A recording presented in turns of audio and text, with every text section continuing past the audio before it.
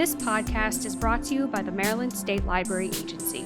The MSLA podcast features presenters from statewide youth programs, as well as learning opportunities for library staff and resources for patrons of the Maryland State Library for the Blind and Print Disabled. The following is a presentation of the Maryland State Library for the Blind and Print Disabled Technology User Group. For more information about the Technology User Group, please visit msla.technology-user-group.aspx. Again, that web address, M as in Mary, S as in Sam, L, A, period, Maryland spelled out, .gov as in Victor, /pages, Pages, /technology, user-group.a, S as in Sam, P as in Paul, X as in X-ray. Would you like to get the Technology User Group presentation every month with little effort? Just subscribe to the Maryland State Library Agency podcast using your favorite podcast catcher. Then each month you will automatically receive informative and inspiring presentation. Remember, you can also listen on your smartphone or speaker. Say something like, Alexa, play Maryland State Library Agency podcast. Christina Nixon from Dors will give a presentation. Good morning, Christina. Thanks for stopping by this morning. Good morning, everyone. Excuse me. Today is April 13th, 2024. My name is Christina Nixon.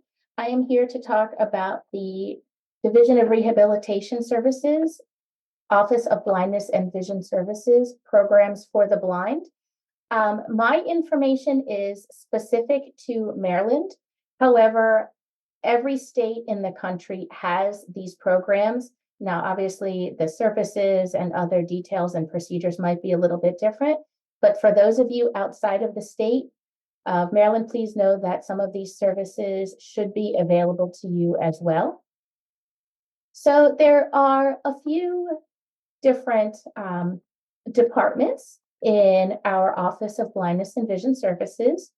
We have PREETS, which focuses on pre-employment student services. So that is for students between the ages of 14 and 21. We have VR, or Vocational Rehabilitation, which focuses on people of ages 14 and up to any age, who are interested in employment. And then we have our Independent Living Older Blind program, which is for people who are 55 or older and does not focus on employment, but focuses on independent living. We also have our Business Enterprise program, which focuses on people who wish to become vendors of retail and concession stands in federal buildings. If you want to find out more information about any of our programs, or if you want to apply to any of these programs, you can go to Dors, DORS.maryland.gov. That's DORS.MARYLAND.gov. And I will repeat this information at the end of the meeting as well. So if you're trying to write it down or record it, know that it will be repeated at the end of this presentation. So, excuse me, I'm going to start at the beginning and talk about the PREETS. I will mention that briefly for any students or parents of students that we have. Now, these services are for people whose disability is blindness, vision impairment, or deaf blindness. Dors does have services for all kinds of disabilities, but today we are just focusing on the vision-related disabilities.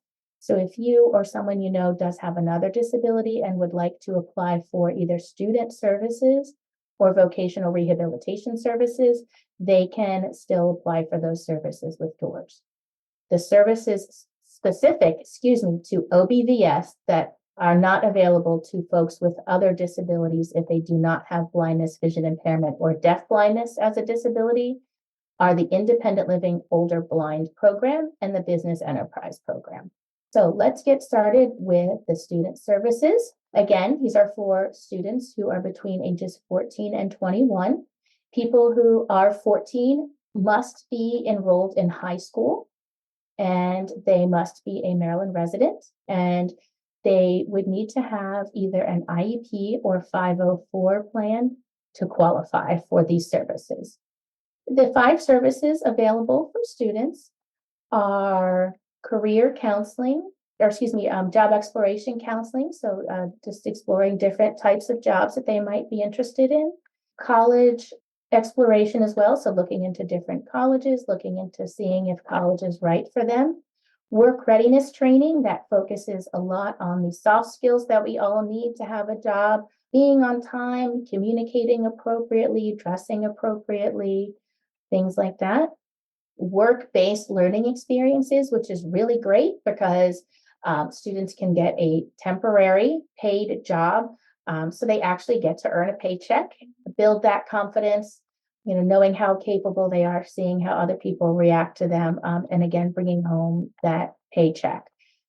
Self-advocacy, which is really important because we, as blind people or visually impaired people, need to know about workplace accommodations, what is reasonable and what is not reasonable, and how to have what can be sometimes pretty difficult conversations with employers.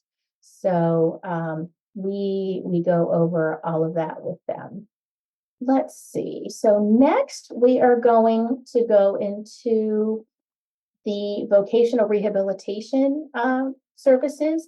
Before I do that, does anyone have any questions about the pre-eds or student services? If you have a question, just do Alt-Y or *9. And I see no hands, so you can continue onward, Christina. All right. Adult or VR services. Again, these are vocational rehabilitation services that focus on employment. These are for people who are 14 years and older, up to any age. So first, let's talk about how do you qualify for these services? You would need to have a documented disability, and for OBVS, that means a visual disability, so legal blindness. Obviously, there are a lot of different qualifications under that in terms of different types of blindness or different visual acuities, but legal blindness is what can qualify you for our services. What are these services? So we have a lot of excellent services to help folks get started.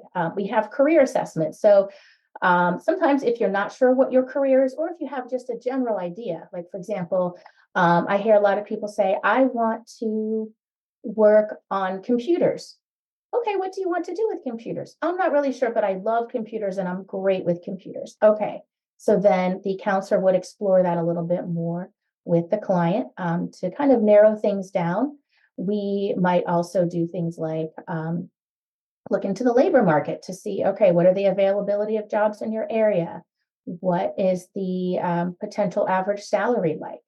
Also, these services might be a little bit more involved than that. So for example, if you are really interested in a job, but you've never tried it before, we might have you do activities that would be part of that job just to see how you do with them and if that's something that you really enjoy. Another potential service is college or career training. So that could potentially include paying for training for apprenticeship programs. We have some truly excellent trainings at our Workforce and Technology Center that include our Professional Animal Workers Program, or PAWS.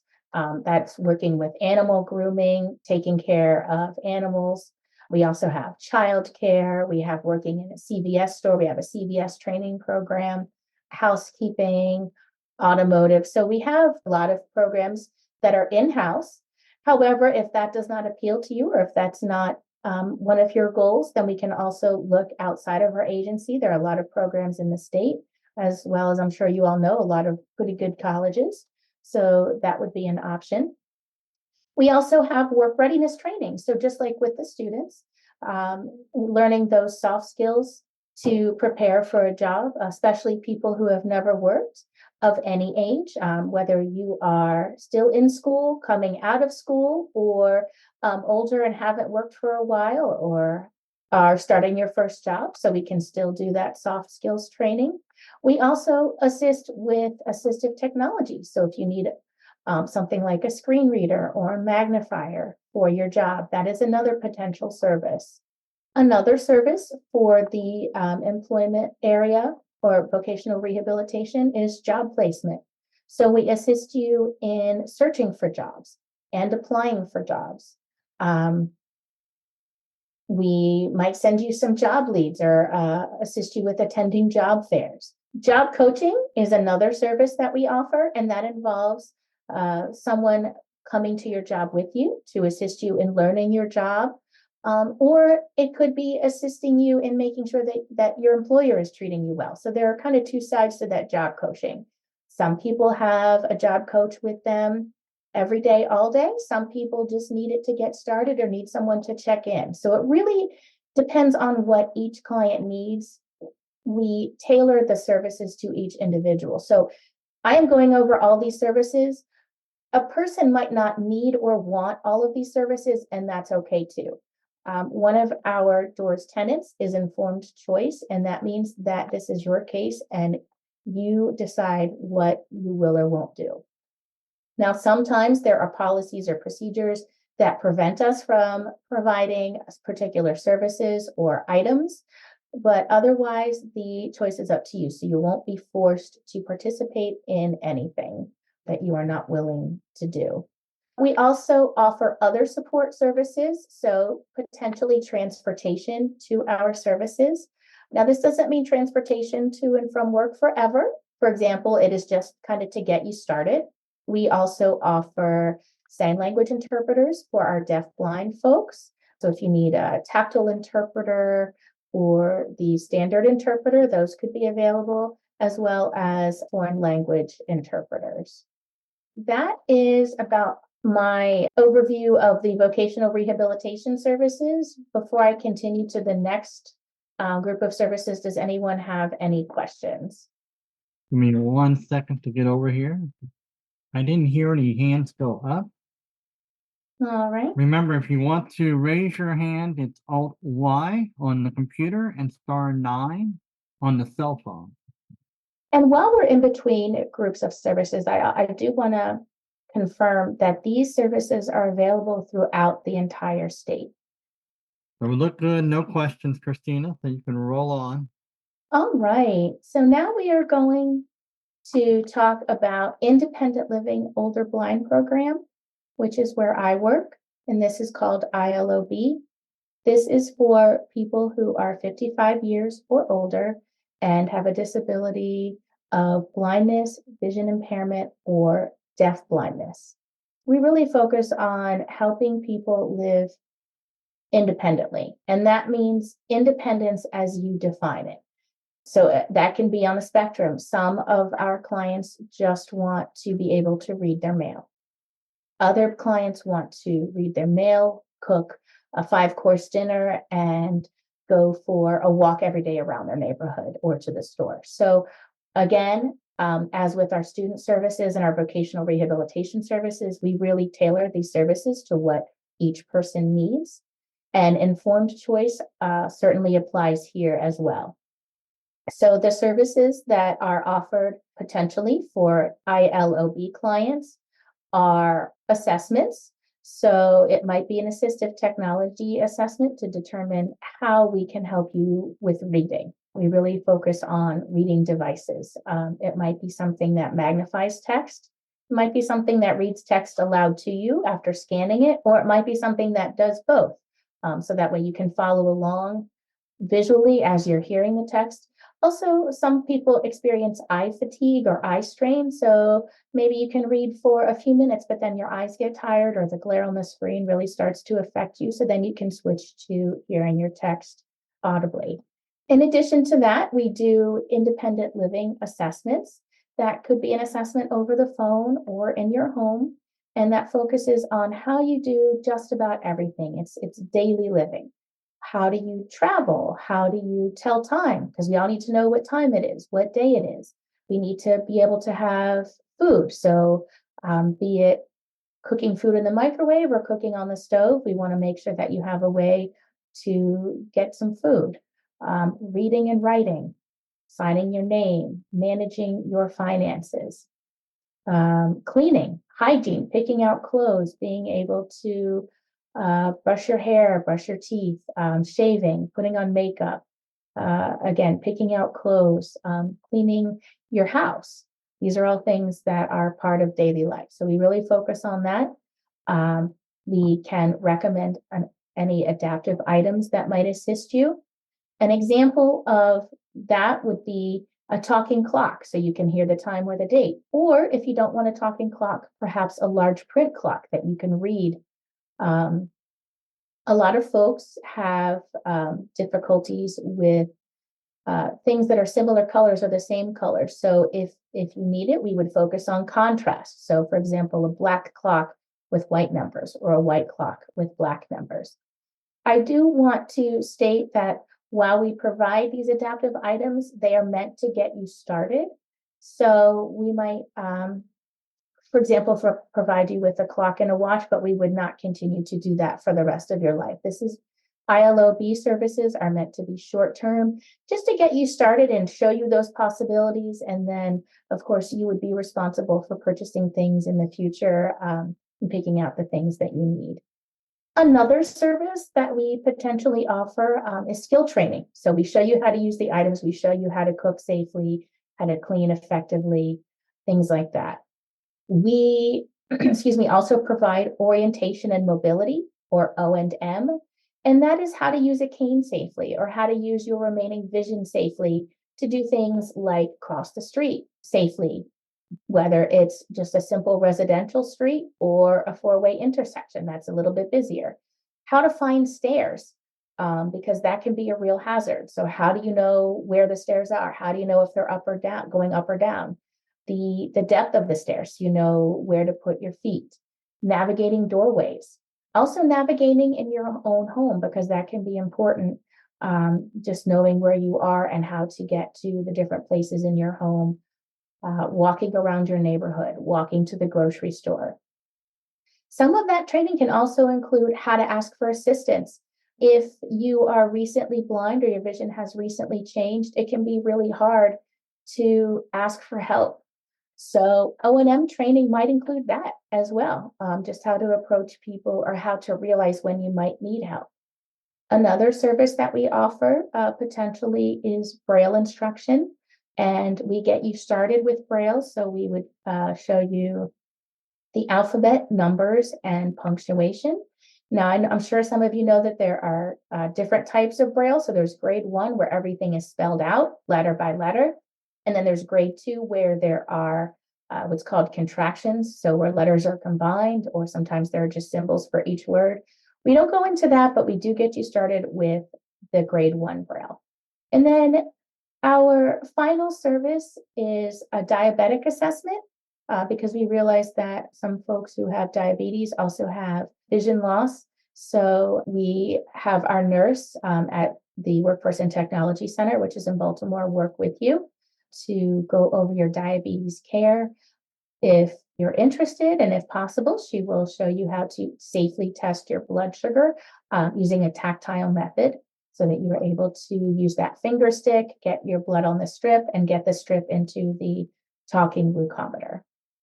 Of course, we also, everyone in every department program, so be it students, be it vocational rehabilitation or ILOB, receives a service of counseling and guidance. And that's just us talking with our clients about resources, about challenges, about different products, about different services, and providing recommendations and a supportive ear. So everyone receives that service.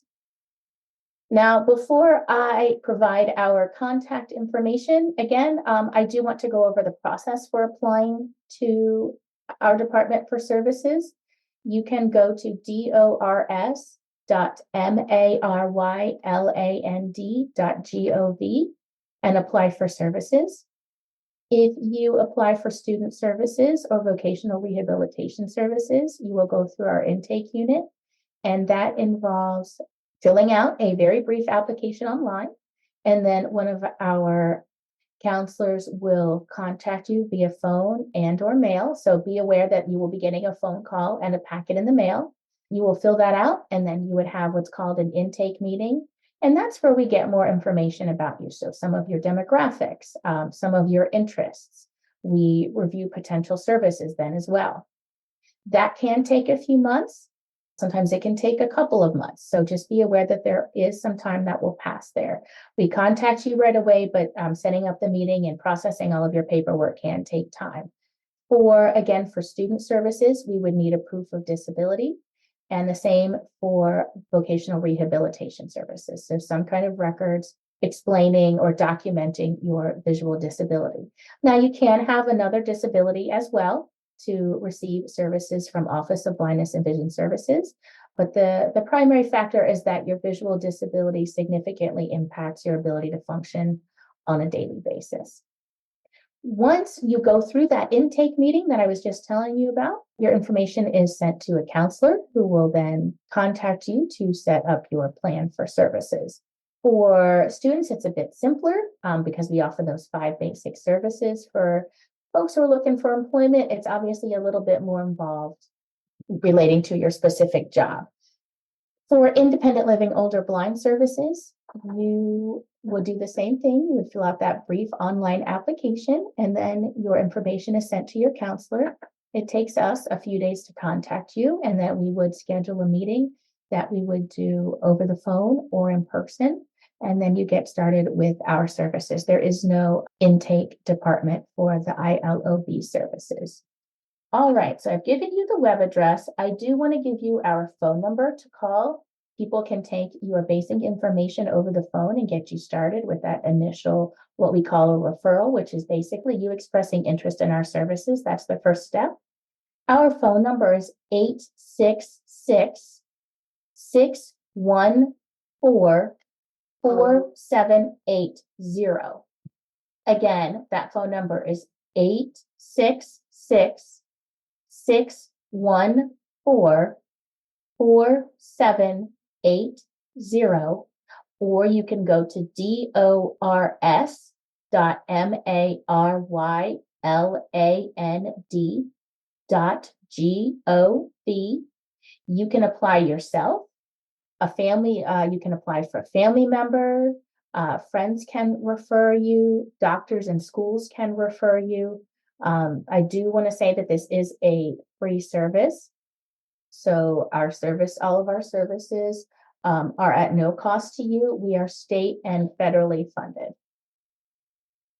All right. Does anyone have any questions? Again, to ask a question, you can do Alt-Y, or I think we actually have a question here. Renee, you have a question. You can unmute yourself and ask your question. And it may ask you, because we are recording, it may say something about you realize that you're being recorded and you have to say okay sometimes. Or if you're on the phone, you can hit, is it *6? Yeah, *6 on the phone, I believe, to mute and unmute. I'm sorry I didn't mention that earlier. For those of you who may be using a cell phone. And for anyone, if you're having technical difficulties or you think of something later, you have a comment or concern, you can email me directly. My email address is christina.nixon@maryland.gov.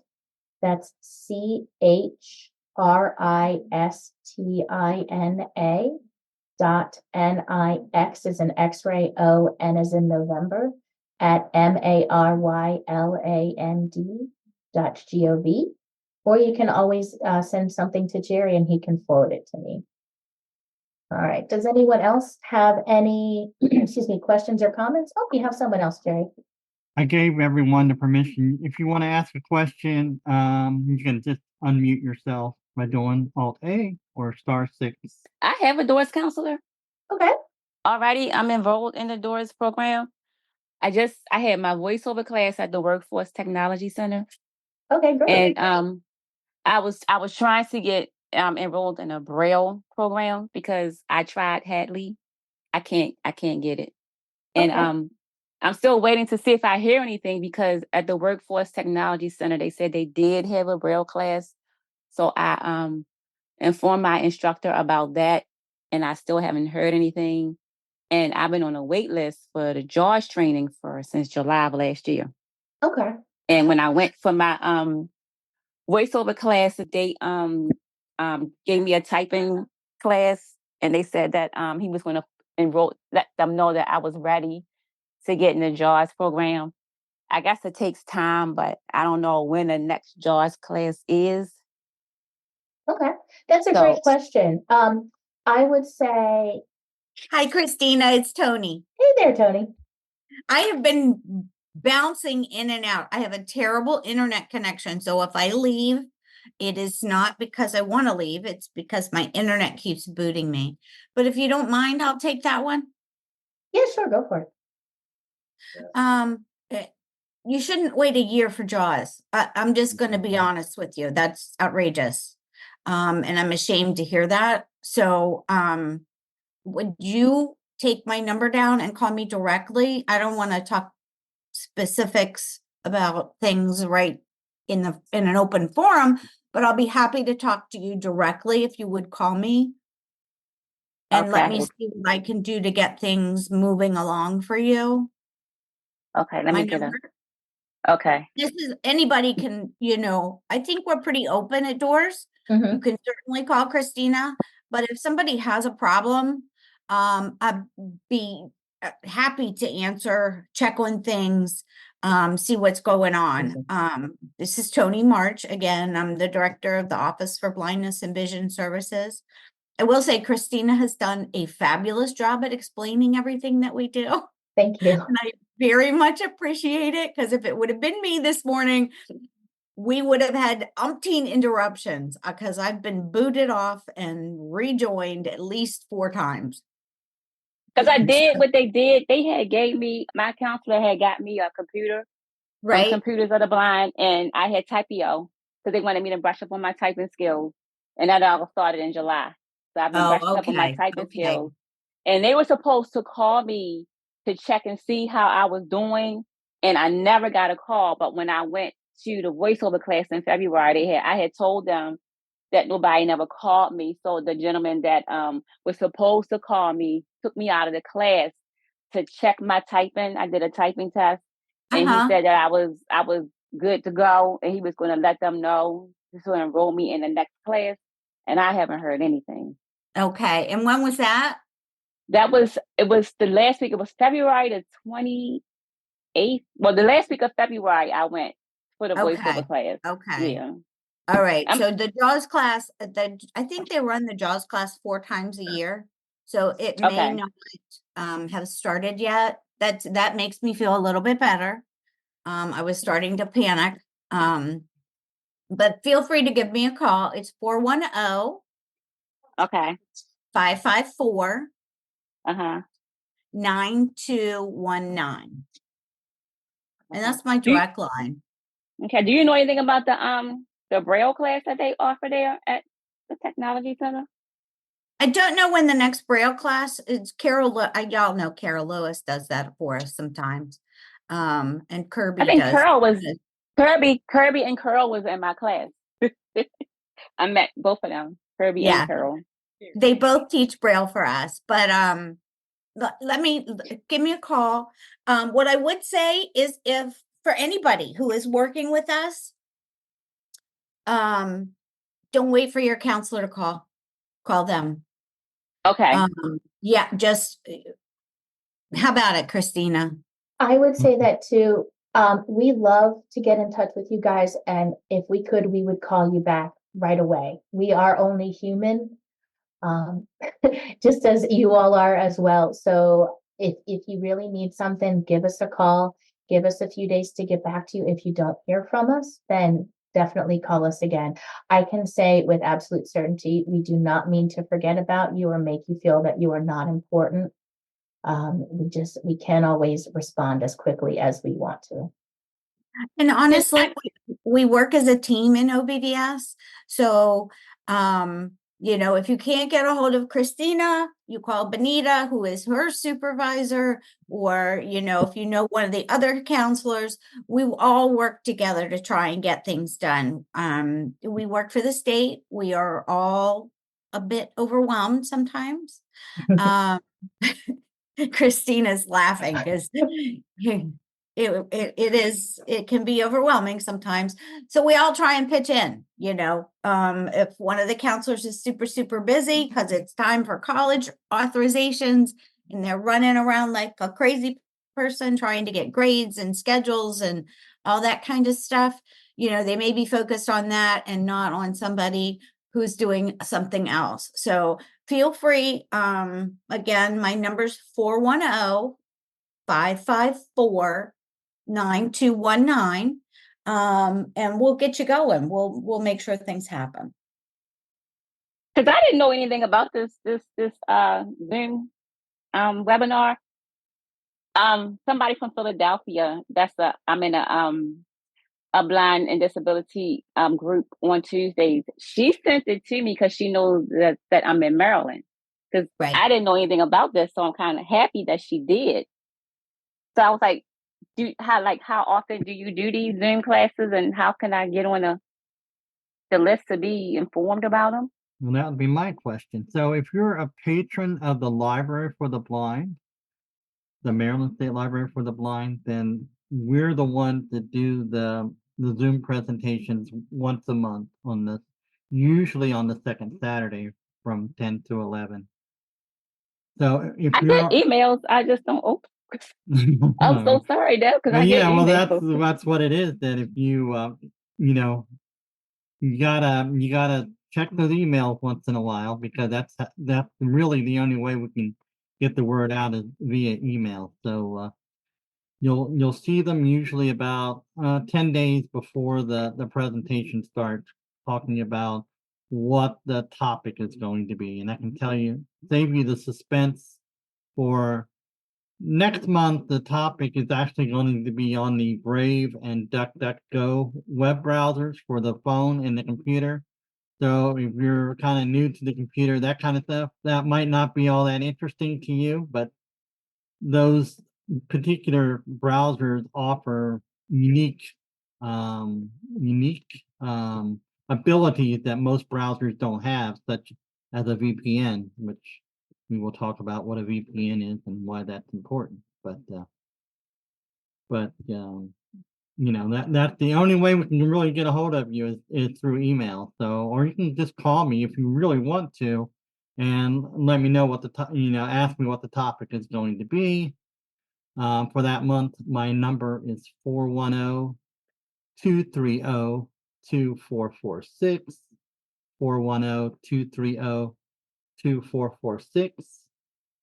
And someone has a hand raised, but you don't have to raise your hand. You can just unmute yourself. Everybody has the ability right now to unmute themselves should they want to. Jerry, you just caused yourself some problems. You allow me to unmute myself. That's all right, Maria. You can Hi, see Maria. all your fellow Dors people are here. So you're right, we have friends. Hey, we're a team, right, Tony? That's right, Maria.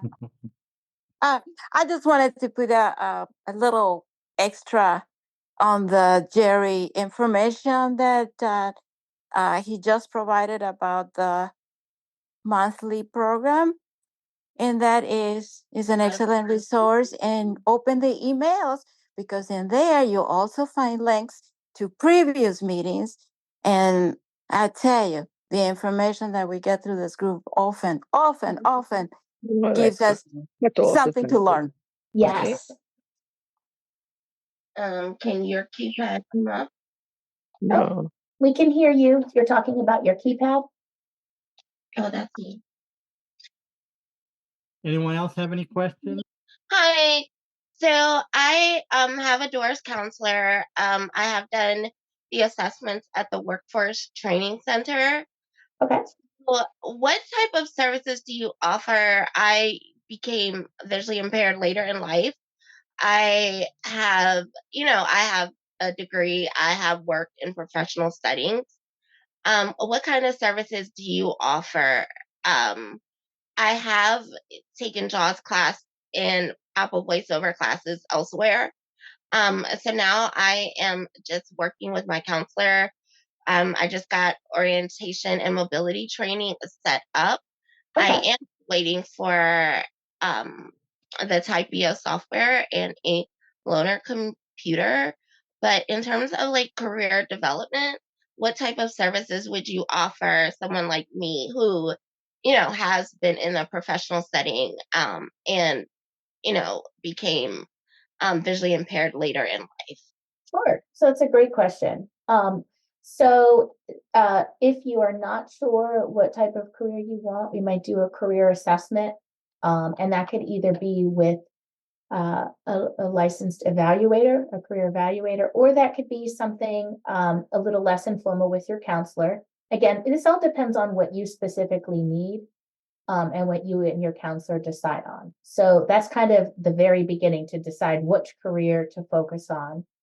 After that, potentially resume development. We have a job search prep class that would go over the basics of searching for jobs. That sounds like something you're probably already really familiar with. So if you don't need that, obviously you wouldn't participate in that service. We might have you work with a job developer one-on-one to help you search for and apply for jobs. A lot of job applications are online and they're not always accessible. Excuse me, I'm blind myself. And I remember when I was looking for a job and helping clients apply for jobs, those online applications are not always accessible. So a job developer might help you with that. Potentially there would be a worksite assessment. So if you needed specific accommodations on the job, and if you weren't sure what those were, we might have someone come out to the worksite itself or just speak with you about your accommodations. And if it doesn't sound like you need assistance with advocating, but if you did, we would certainly consider that as a potential service. We do have some independent living skills training as a potential service. I know you said you've got your O&M set up and you're learning JAWS. We could do other basic things, like I said before, like self-advocating or potentially cooking, cleaning, things like that. We also have a low vision support group at our center, and those are run either in person or over the phone. And those are for any of our clients, be you young, in the VR program like you are, or for the ILOB folks, whether you've just lost your vision or you were born with no vision, anyone can participate. They're 10 sessions long and they go over different topics like problem solving or navigating personal relationships, because sometimes those can change, especially if your vision changes. And the person who runs that really focuses on the group. So those topics might change based on what the group wants and needs. Does that answer your question? Yeah, thank you. And yes, I have participated in one of the support groups that you guys offer. But yes, thank you. So it's like my next step would be to work with like a licensed job developer. It's just to see how I can apply skills that I've learned previously in the job market to a career that I can sustain with my impairment. So yes, thank you so much. Sure. And I would say get in touch with your counselor and they can go over those next steps with you and kind of give you an idea of the time frame and what would come first. Okay. And then my mom also had a question because she's been she's helped me a lot. Like, she helped me to apply for Dors. She helped me find other various resources. She just question, and it's like an ongoing question. What type of industries do people with visual impairments work in? Um, it kind of seems like we kind of get pegged into like very like labor heavy positions. I know that when I first went to a low vision doctor, we asked her, she said, it's really just textiles or manufacturing. So she just wanted to know, like, what other industries are there out there for people with visual impairment? Sure, that's another good question. So I would say anything that you can think of in terms of jobs. So if it's a job that's not traditional, we would just want to make sure that that's something that you're able to do. But that is for anybody who's looking for a job. If you can do it with reasonable accommodations, then we can help you. Okay. So I'm trying to think. We've got. I would second that. I truly, truly do not want to put any our counselors do not want to put any limits on our consumers in terms of employment options. If you are able to do the primary functions of the job with an accommodation, you can apply for that job, or we can help you with that job. It may just be a matter of looking at the job description, taking it apart, looking at each job duty, and figuring out how you would do that particular job duty as a person with a vision impairment, and figuring out if we can provide an accommodation for that, or if there is an accommodation for that. Now, I can help you be a truck driver, but pretty much anything else, we'll give it a shot. Yeah. There are some careers that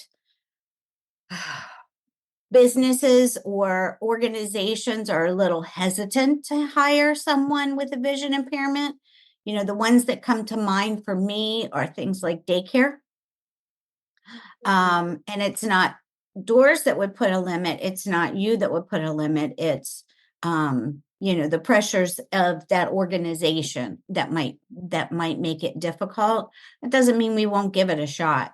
Right. And actually, Tony, that makes me think, I forgot to mention our BSRs, who are another part of the Dors team. So a BSR is a business services representative. They don't work specifically for us in terms of Office of Blindness and Vision Services, but they kind of go at finding employment at the opposite end. So they go to businesses, see what they're looking for, and then they connect with counselors and clients to see if they can fill those positions. So they might also, they can certainly help advocate to employers for our clients. And when we talk about putting limitations on jobs or the types of jobs that people typically think that folks with disabilities should go in, and jobs that we want our clients to find because those are the jobs that they want, we also focus on the whole person. So it's not just, can you get this job as a person who's blind, or a person who has autism, or a person who is deaf? It's, can you get a job based on your motivation? Because that's, I would say, the biggest factor. Can you get a job based on your abilities? Can you get a job with your accommodations? Sometimes academic level plays into it. So we really consider the entire person and their abilities and their challenges when we work with you guys to find the best job match for you. Okay. And I also, sorry, this is my last question. No, it's great. So as someone, I'm still, I'm under 55, but, over 21. If I were to choose to go back to school for, let's say, a master's program, do you guys offer any type of like help with finding scholarships or like tuition reimbursement? Yeah, so that's a good question. So my answer to that is it really depends on your career. So for example, if you said, I want to be a librarian, that requires a master's degree. So you cannot get that career without that master's degree. So we would certainly consider whether we would support that because it's your actual career goal. If you said, I want to be, I don't know, I'll just use a truck driver. That does not require a master's degree. So that is not something that Dors would support. It doesn't mean you can't do it. It just means that because it's not related to your goal, we would not consider supporting that. But you can certainly go back to school for any at any age for any career, and Dors would look into whether we're able to support that. We would certainly do what we can to assist you with scholarships. Sometimes we get job leads, we get scholarship leads, and we pass those along to our clients. We might not necessarily be able to apply for that scholarship for you, but we would certainly give you some help in finding those scholarships. And I want to also say, excuse me, that Dors has a lot of great services. Part of the responsibility for finding a job and for living independently and succeeding in school is also on the client. So we do our part. We also ask our clients to do their part and stay motivated and do the things that we ask. Sometimes we might say, can you contact this service, or can you look into this or research this job? And we would expect for our clients to follow up on their end as well, because it is a partnership when we try to find jobs. I think sometimes I have heard that there's a myth that Dors will magically provide folks with jobs, and that's not really possible, because once people get a job, they have to do the literal work to keep that job. And so it really is a partnership. And that was not specific to your question either, Alexa. That was just your question just made me think of that. So that's not directed at you. Oh, no. No. It's completely understandable. Completely. Great answers. Thank you. Mm-hmm. The other questions or comments or concerns? Anything else before we wrap up? It's 8 till, so we're doing great here. All right. Well, again, today is April 13th. So the information that we gave you is good through today. If you want the most up-to-date information, go to our website at dors.maryland.gov. You can also check us out on Facebook and LinkedIn. And on Facebook, we're Maryland Dors, DORS. Let me give you guys that number again to our Office of Blind and Vision Services before Jerry stops the recording.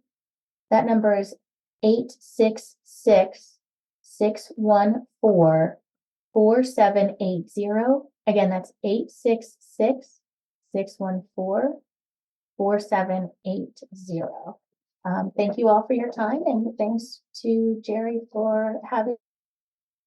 Yes, thank you, Jerry, for having us. And Christina, you did a fabulous job.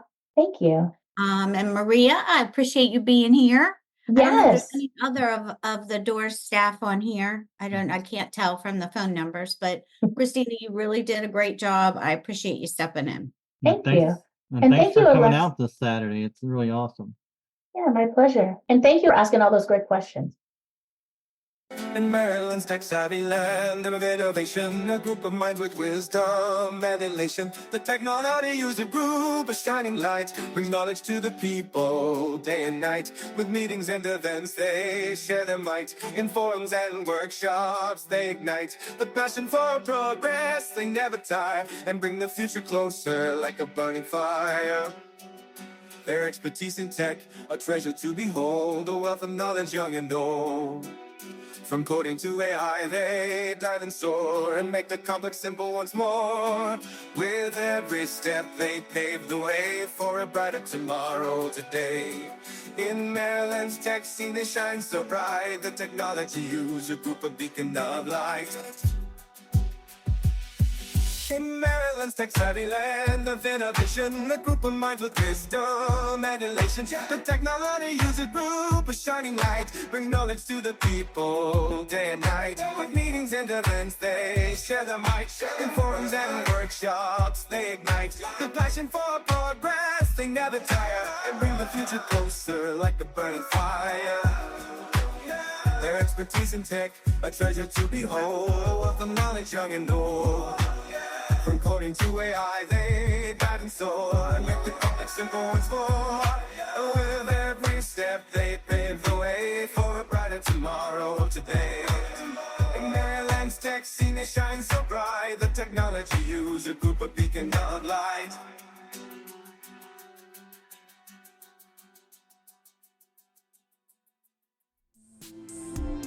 This has been a presentation of the Maryland State Library Agency. For links to additional resources provided by today's presenter, please visit the show notes.